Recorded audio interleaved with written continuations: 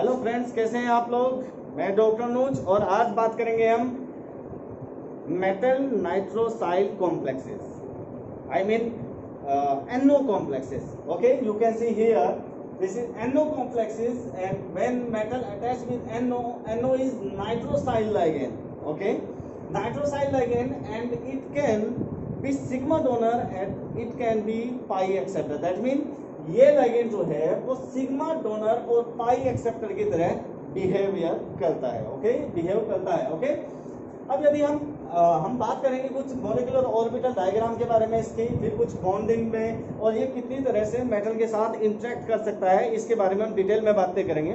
चलिए कुछ step wise हम स्टडी कर लेते हैं। सबसे पहले हम बात करते हैं electronic configuration of NO। You can see here nitrogen atomic number is 7 and oxygen atomic number is 8. Total overall electrons are 15. And according to MOT, when electrons are more than 15, 15 or more than 15, then sp mixing, s orbital and p orbitals mixing is not observed. Okay, अगर s और p की mixing नहीं होती है तो जो sigma P Z जो orbital बनता है, जो मोलिकुलर ऑर्बिटल बनता है, तो उसकी जो एनर्जी है वो जो पाई ऑर्बिटल्स बनते हैं उनकी एनर्जी से कम होती है। ओके, तो मैंने लिखा भी है यहाँ पर कि 15 इलेक्ट्रॉन है, तो इसलिए sp मिक्सिंग ऑब्जर्व नहीं होगी, और यदि sp मिक्सिंग ऑब्जर्व नहीं होगी तो सिग्मा 2pz की जो एनर्जी होगी वो जो पाई ऑर्बिटल्स बनेंगे मोलिकुलर ऑर्बिटल्स, उनकी एनर्जी से क्या होगी, कम होगी। अब यदि हम इसका मोलिकुलर ऑर्बिटल डायग्राम देखें NO का, तो NO का ये देखा जाता है कि जब इसका 2p और ऑक्सीजन का 2p आपस में मिक्स होते हैं तो क्या होंगे, 6 मोलिकुलर ऑर्बिटल बनेंगे। उनमें से कुछ बॉन्डिंग ऑर्बिटल होंगे 3 और 3 एंटी बॉन्डिंग मोलिकुलर ऑर्बिटल होंगे। ओके, तो हमने वही लिखा है कि 2p nitrogen atomic orbitals of nitrogen and 2p atomic orbitals of oxygen are combining to each other and forming the molecular orbitals of NO. Okay, तो आप देखें अगर जब इसका 2pz, सपोज इसका z यहाँ पर है, ये x हो गया, ये z हो गया और ये y हो गया, ऐसे यहाँ पर भी x, z और y। ओके, तो जब इसका 2pz इसके 2pz से रिएक्शन करता है तो दो मोलिकुलर ऑर्बिटल बनेंगे, एक एंटी बॉन्डिंग एक बॉन्डिंग। तो जो बॉन्डिंग बना है उसकी वजह से सिग्मा बॉन्ड बनेगा और वो होगा सिग्मा 2pz। ओके, दूसरा एंटी स्टार होगा इसका। ओके, यानी कि anti star sigma 2pz star, यानी कि एंटी मोलिकुलर ऑर्बिटल बनेगा इसका। अब बचे x, 2px एंड 2py। अब ये आपस में कंबाइन होंगे, क्योंकि एक एक्सेल ओवरलैपिंग हो चुकी है, बाकी जो ओवरलैपिंग पी ऑर्बिटल होंगी वो साइड बाय साइड ओवरलैपिंग होगी, और साइड बाय साइड ओवरलैपिंग की वजह से हमेशा पाई बॉन्ड फॉर्मेशन होती है। ओके, तो ये पाई मोलिकुलर ऑर्बिटल बनेंगे। अब एक्सेल ओवरलैपिंग हो चुकी है 2pz और 2pz के बीच में, और एक सिग्मा बॉन्ड फॉर्मेशन हो चुका है। ओके, तो अब जब 2px और 2py नाइट्रोजन के जो एटॉमिक ऑर्बिटल हैं वो ऑक्सीजन के 2px and 2py atomic orbitals के साथ कंबाइन होंगे, तो दो बॉन्डिंग एंड दो एंटी बॉन्डिंग ऑर्बिटल्स बनेंगे। दो बॉन्डिंग कौन से बनेंगे, पाई, मैं बता चुका हूं ऑलरेडी कि ये साइड बाय साइड ओवरलैपिंग होगी, चूंकि एक्सेल हो चुकी है तो पाई बॉन्ड बनेगा। तो पाई 2px और पाई 2py, ये देखा जाता है कि दोनों की एनर्जी सेम होती है। ऐसे यहाँ पर पाई स्टार 2px और पाई स्टार 2py बनेंगे। अब चूंकि मैं बताया था कि जब इलेक्ट्रॉन 15 से 15 हो तो sp मिक्सिंग ऑब्जर्व नहीं होती, उस केस में जो सिग्मा 2pz की एनर्जी है वो जो पाई ऑर्बिटल्स बनेंगे, पाई बॉन्डिंग ऑर्बिटल्स बनेंगे, उनकी एनर्जी से क्या होती है, कम होती है। ठीक है, अब ओवरऑल हमारे पास p में कितने इलेक्ट्रॉन्स हैं, तो देखते हैं नाइट्रोजन में जब इलेक्ट्रॉनिक कॉन्फ़िगरेशन आप नाइट्रोजन की करते हैं तो क्या आता है 1s2 2s2 and 2p3, right. तो 2p3 नाइट्रोजन में 3 इलेक्ट्रॉन्स हैं, मैंने रख दिए 1 2 3। ऐसे ही ऑक्सीजन में 8 होता है एटॉमिक नंबर, तो 1s2 2s2 और 2p4, राइट। तो मैंने 4 इलेक्ट्रॉन जो है 2p4 में रख दिए हैं, ये 4 और ये 3। ओके, तो 4 1 2 3 एंड एक पेयर्ड हो जाएगा।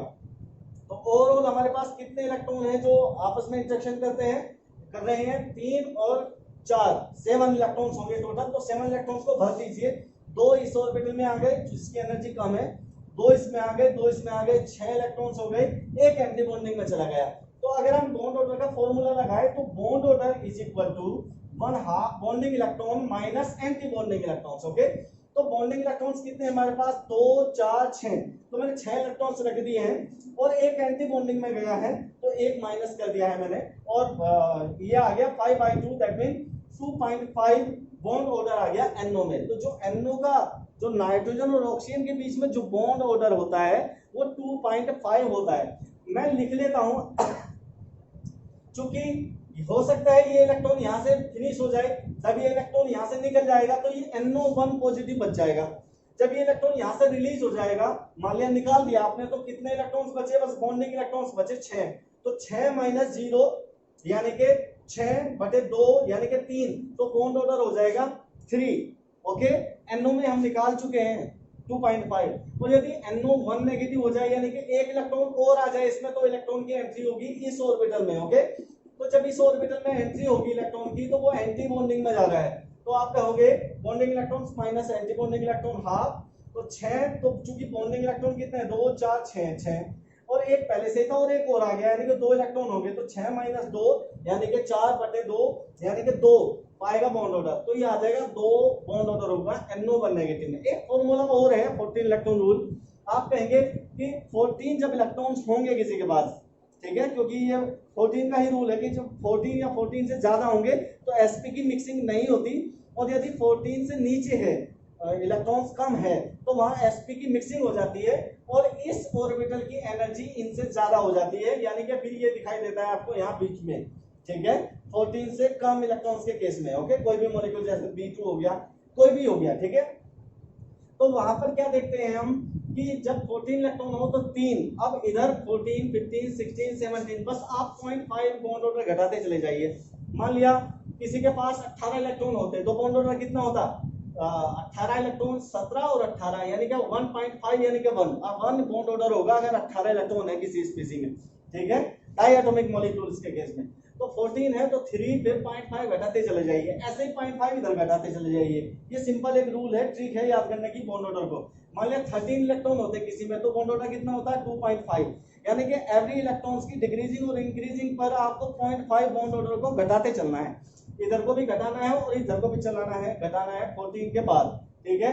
मान लिया 12 इलेक्ट्रॉन होते किसी में तो 14 13 और 12, ओके, तो बॉन्ड ऑर्डर कितना हो जाता, 2 बॉन्ड ऑर्डर आ जाता। ओके, चलिए खैर हमारा वो केस नहीं है, हमें पता लग गया कि जो NO है वो NO1 पॉजिटिव हो सकता है और NO1 नेगेटिव हो सकता है।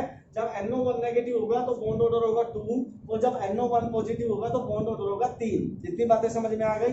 अब ये देखा जाता है कि जब ये मेटल से इंटरेक्शन करते हैं तो ये अलग अलग फॉर्म में पाया जा सकता है। ये लिगेंड हो सकता है लीनियर फॉर्म में अवेलेबल हो सकता है ये बेंट फॉर्म में अवेलेबल हो और हो सकता है ब्रेजिंग फॉर्म में भी अवेलेबल हो। तो 3 तरह की बॉन्डिंग ये शो कर सकता है, ठीक है ना।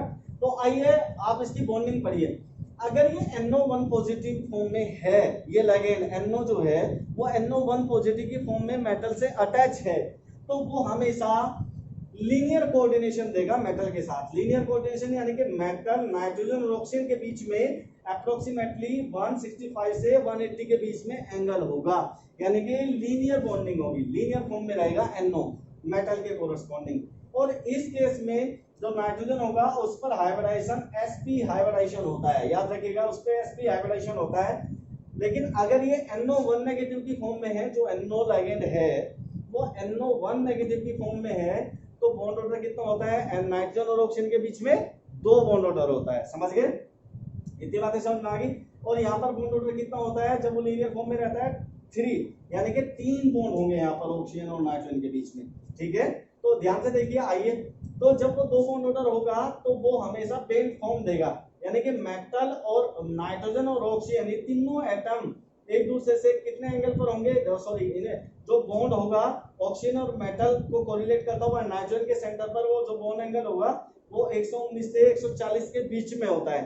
और जो नाइट्रोजन होती है वहां पर हाइब्रिडाइजेशन कितना होता है, sp2 हाइब्रिडाइजेशन होता है। कितना होता है, sp2 हाइब्रिडाइजेशन। क्यों होता है sp2 हाइब्रिडाइजेशन, मैं आपको ऑलरेडी बता चुका हूं, क्योंकि एक नेगेटिव चार्ज होगा तो वो लोन पेयर की तरह बिहेव करेगा, यानी कि एक सिग्मा बॉन्ड और एक सिग्मा बॉन्ड ये है और एक मेटल के साथ जुड़ गया है, तो एक सिग्मा एस के बराबर काम करता है, बाकी सिग्मा पी के बराबर काम करता है। हाइब्रिडेशन कैलकुलेट करने का एक सिंपल तरीका है ये।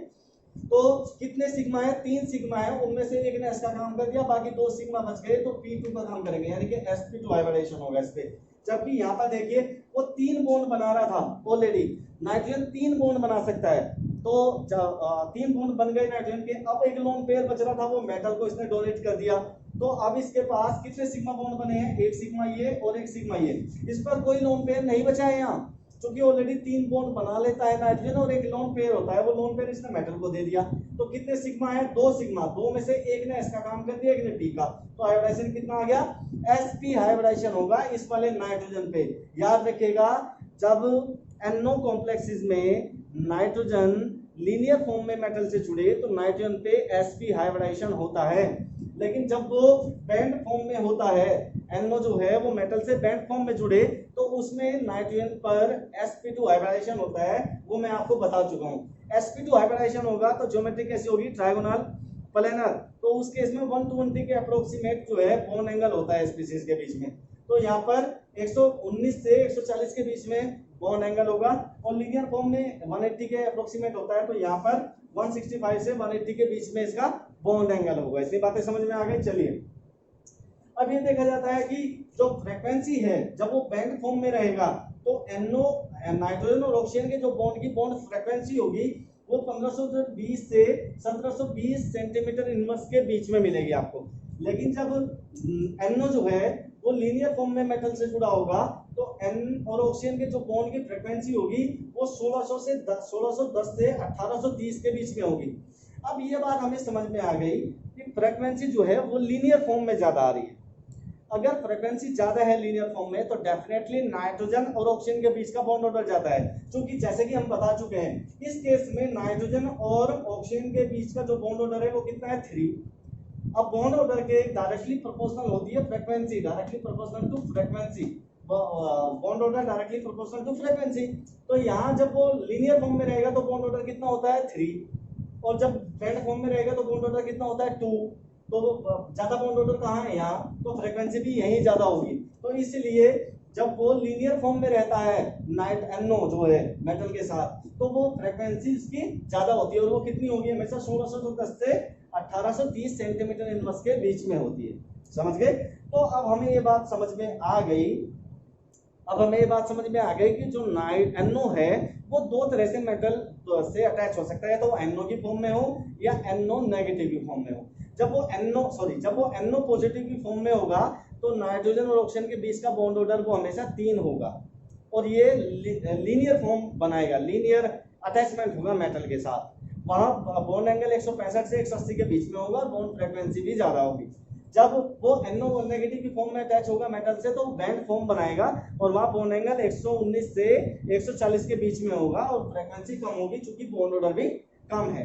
जब वो बैंड फॉर्म में होगा तो नाइट्रोजन पे sp2 हाइब्रिडेशन होता है, जब वो लीनियर फॉर्म में होगा तो नाइट्रोजन पे sp हाइब्रिडेशन होगा, यानी कि एक लाइन में होंगे तीनों के तीनों, और ये इतने के एंगल पर होंगे 120 के अप्रोक्सीमेट। ओके, कुछ एग्जांपल मैं ले लेता हूं, यहाँ पर कुछ एग्जांपल है। देखिए ये कंपाउंड 18 रूल को फॉलो करते हैं, और आपको बताना है कि इनमें से कौन सा लीनियर फॉर्म में है, कौन सा बैंड फॉर्म में है।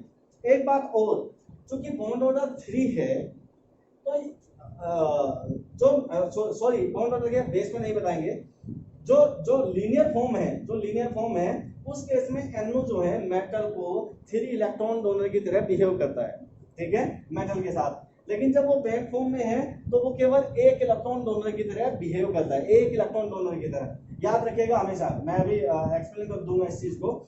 तो ये मैंने लिख दिया कि यहाँ पर जो NO होगा वो 1 इलेक्ट्रॉन डोनर की तरह बिहेव करेगा, और जब ये लीनियर फॉर्म में रहेगा तो ये 3 इलेक्ट्रॉन डोनर की तरह बिहेव करेगा। अगर ये न्यूट्रल फॉर्म में है, न्यूट्रल फॉर्म का जो फॉर्मूला है उससे कैलकुलेट इलेक्ट्रॉन काउंटिंग करते हैं। अदरवाइज अगर आयनिक काउंटिंग करेंगे आप तो दोनों में 2 इलेक्ट्रॉन का डोनर आपको दिखाई देगा, ठीक है। लेकिन अगर न्यूट्रल मेथड से इलेक्ट्रॉन्स काउंटिंग करते हैं तो NO जो है न्यूट्रल फॉर्म में 3 इलेक्ट्रॉन देगा, लेकिन जो इस बैंड फॉर्म में रहेगा वो NO जो है 1 इलेक्ट्रॉन का कंट्रीब्यूशन करता है। अब आइए, मान लीजिए इलेक्ट्रॉन, ये जो कंपाउंड है वो 18 रूल को फॉलो करता है, तो आप इसकी हैप्टिसिटी कितनी है 5, वो देगा आपको, ठीक है। तो 5 इलेक्ट्रॉन हमें यहाँ से मिल गए। निकिल है D8 कॉन्फ़िगरेशन होती है और 2 इसमें होंगे तो 10 इलेक्ट्रॉन होंगे, तो 10 इलेक्ट्रॉन हो गए।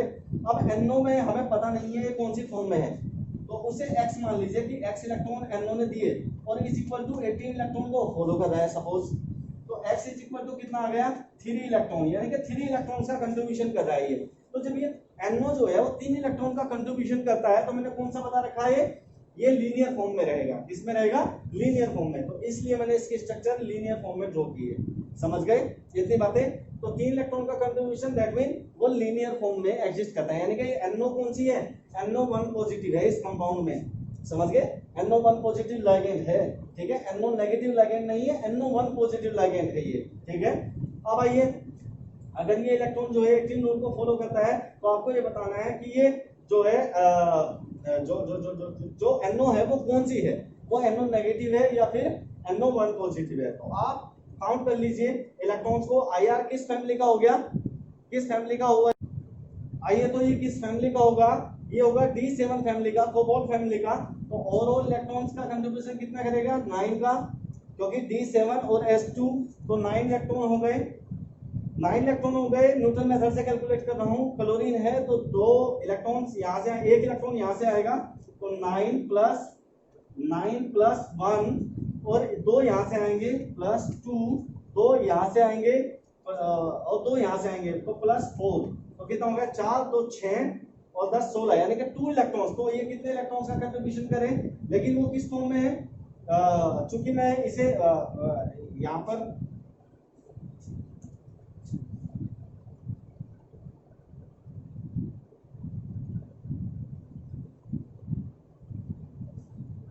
तो आइए कितने इलेक्ट्रॉन का कंट्रीब्यूशन करेगा ये 9 इलेक्ट्रॉन का, ओके।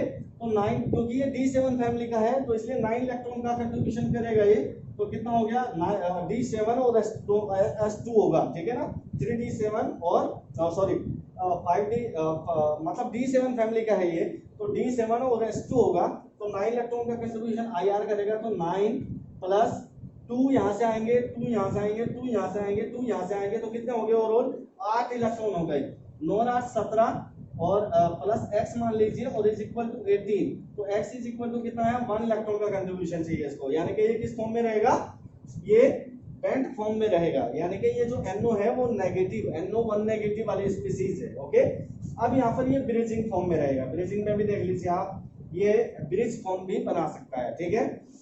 तो ये थे हमारे NO कॉम्प्लेक्सेस। एक स्पेशल कंपाउंड है इसका FeCN5NO2 नेगेटिव। ये कंपाउंड बहुत पॉपुलर है बिकॉज ये कंपाउंड वैसिडोलेटर के फॉर्म में जो है यूज होता है, हाई ब्लड प्रेशर के ट्रीटमेंट में जो है वैसोडिलेटर की तरह, वो जो है वैसोडिलेटर एजेंट की तरह जो है यूज होता है ये, ठीक है। क्योंकि ये जो NO को रिलीज करता है, तो वो जो NO है वो वैसोडिलेटर जो है एक एजेंट है, ठीक है, वैसोडिलेटर एजेंट है वो, तो उसमें यूज होता है। तो ये NO का एक फेमस कॉम्प्लेक्स है और ये हाई ब्लड प्रेशर डिजीज में जो है उसके ट्रीटमेंट के लिए जो है यूज होता है, ठीक है। तो ये कुछ NO के कॉम्प्लेक्सेस थे। नेक्स्ट लेक्चर में हम metal hydride, metal dihydrogen complexes पढ़ेंगे, फिर उसके बाद हम कुछ एल्कीन के कॉम्प्लेक्सेस पढ़ेंगे, फिर उसके बाद ऑर्गेनोमेट्रिक रिएक्शंस को स्टडी करेंगे, फिर उसके बाद कैटालिसिस को स्टडी करेंगे और इस तरह हम ऑर्गेनोमेट्रिक केमिस्ट्री को जो है फिनिश करेंगे। स्टेप वाइज हम चल रहे हैं। नेक्स्ट वीडियो जल्दी अपडेट होगी और उसमें हम मेटल डाइहाइड्रोजन और मेटल हाइड्राइड कॉम्प्लेक्सेस स्टडी करेंगे। Okay, thank you for watching.